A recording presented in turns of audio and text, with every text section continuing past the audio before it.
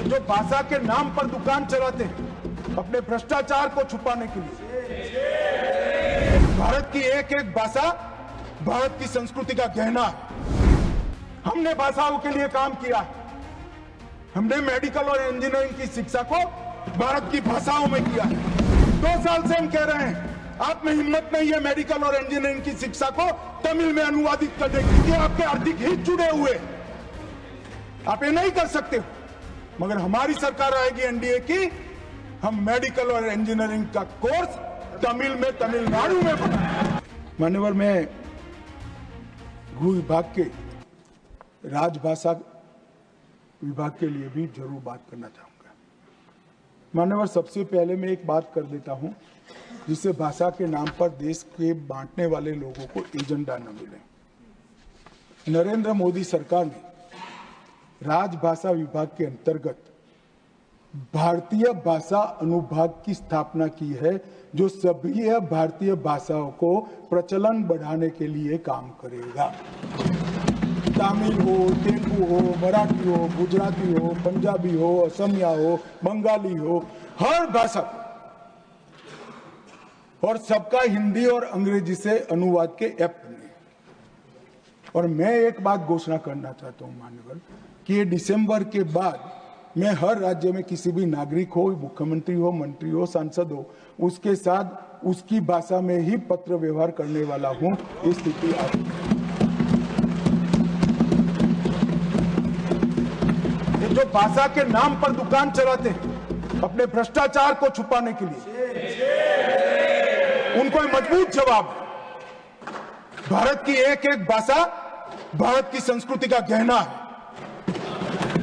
मान्यवर, क्या कहते हैं कि हम दक्षिण की भारत के भाषाओं के विरोधी हैं, कोई राज्य की भाषा के विरोधी कैसे हो सकते हैं? हम भी तो वहीं से आते हैं। मैं भी गुजरात से आता हूं, निर्मला जी तमिलनाडु से आती है। कैसे हम विरोध कर सकते? क्या बात करते हो?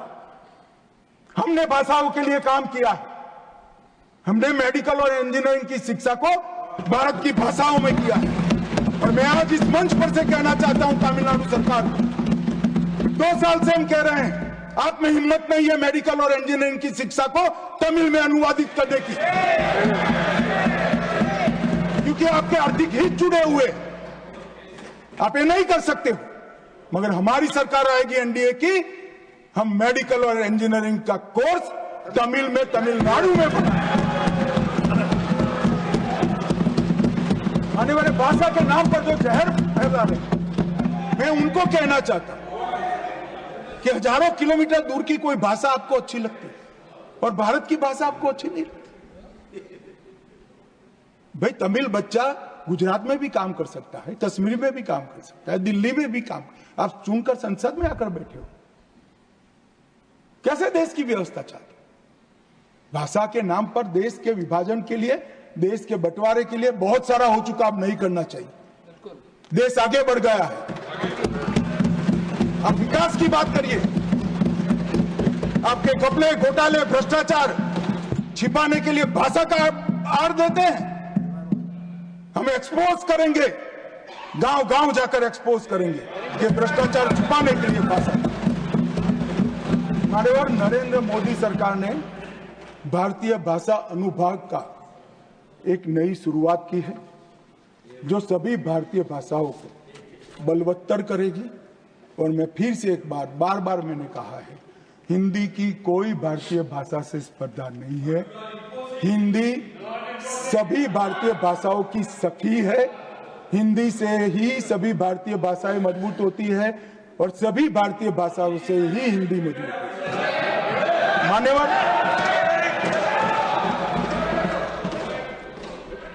मान्यवर, राजभाषा के लिए हमने 3 खंड राष्ट्रपति महोदय को सबमिट किए हैं और राजभाषा के साथ साथ सारी भारत की भाषाओं के विकास के लिए नरेंद्र मोदी सरकार, भारतीय जनता पार्टी और पूरा एनडीए प्रतिबद्ध है। इसमें किसी को शंका नहीं।